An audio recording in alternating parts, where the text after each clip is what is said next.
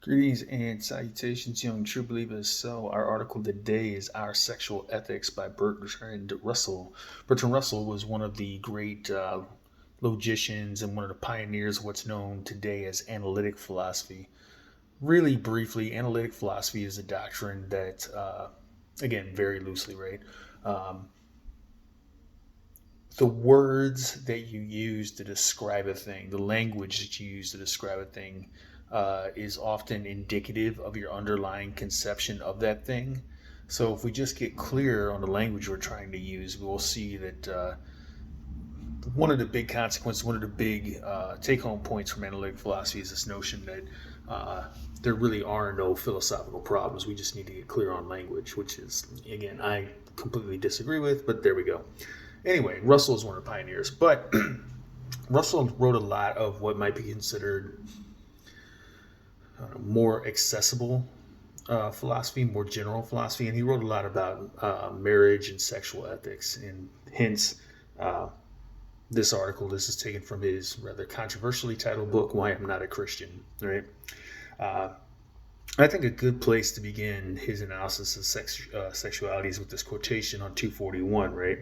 Uh, Those who sin, we are sometimes told, should know and recognize that they sinned, and an ethical code is none the worse for being difficult to live up to. And Russell replies, but I should reply that the question whether or not a code is good or bad is the same as the question whether or not it promotes human happiness, right? And Russell notes, it was very easy to be monogamous when monogamous meaning you only have one partner, marriage or sex. It was easy to be monogamous when people lived in small villages and everyone knew each other, right? uh, in such a case, a man or a lady might not be tempted to take another lover. But in modern industrial societies, and especially when human beings live in large metropolitan areas, it becomes much more difficult to be monogamous. Uh, and this ultimately, excuse me, this leads to analysis of the underlying problem.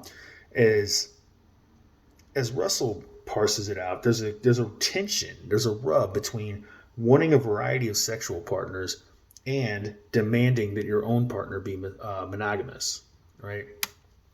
So how do we reconcile this? Well, Russell recommends a few things, right? Um, One, from the word go, we should be completely honest with children when they ask questions about sex. What is not helpful, he argues, is traditional religious prudish attitudes towards sex. Um, any question that a child asks about human sexuality, in Russell's view, should be answered in a very frank, straightforward manner. Something that doesn't make sex appear to be dirty or demeaning or anything like that, right? Um, he also, I mean, bear in mind that this essay, this book came out in 1936.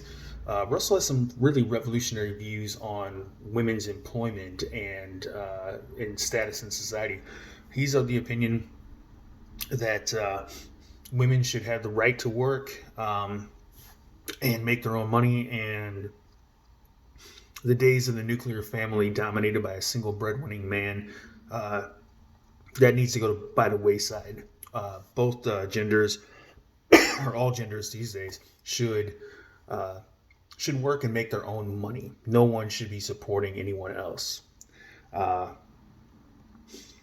Here, in the third place, divorce should be possible without blame to either party and should not be regarded as in any way disgraceful. Now, to us, that sounds obvious, but again, mind you, he was writing in 1936 when divorce was still very much a taboo subject and wasn't legal in a lot of states. Um, this is really, again, very much ahead of his time with respect to this, right? And this is a really good point, too. This is page 242. It is unlikely that a person without previous sexual experience, whether man or woman, will be able to distinguish between mere physical attraction and the sort of congeniality that is necessary in order to make a marriage a success. Moreover, economic causes compel men, as a rule, to postpone marriage, and it is neither likely that they will remain chaste in the years from 20 to 30, nor desirable psychologically that they should do so. But it is much better that if they have temporary relations, that they should not be with prostitutes, but with girls of their own class, whose motive is affection rather than money. For both these reasons, young unmarried people should have considerable freedom as long as children are avoided. Um, that too, again, that doesn't sound necessarily all that controversial to us today, but again, bear in mind this is 1936. Um, the notion that sex before marriage, outside of wedlock, is uh, is perfectly normal and not at all harmful, or at least it shouldn't be harmful to either party. Again, a revolutionary idea, very beyond the pale, as they would say back in 1936. Um,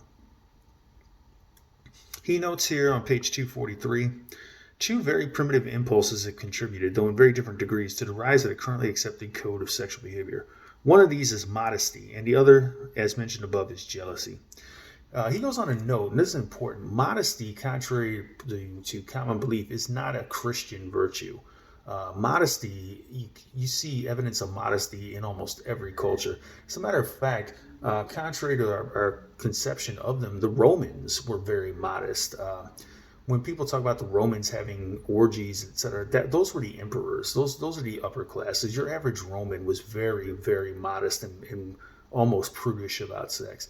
And indeed, that tends to be the norm worldwide. People are embarrassed to be seen naked, right? Well, what about jealousy? Russell notes, jealousy, I believe, has been the most potent single factor in the genesis of sexual morality. Jealousy instinctively rouses anger, and anger, rationalized, becomes moral disapproval. The purely instinctive motive must have been reinforced at an early stage in the development of civilization by the desire of males to be certain of paternity. So again, this is a concern that is dated from our point of view, where we can easily determine whether or not a child is ours by a DNA test. Again, not so in 1936 or prior, right?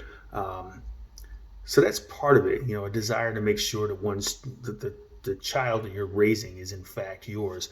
But also, as Russell notes, there's this insistence that a woman should be chaste and modest and monogamous, whereas a man's tendency to be profligate, have many partners, is something that shouldn't necessarily be discouraged or shouldn't be frowned upon. Well, as the old saying goes, what's good for the goose is good for the gander, and it remains to be seen whether our attitudes toward polygamy or multi-partner relationships will continue to develop in away from a traditional religious mindset.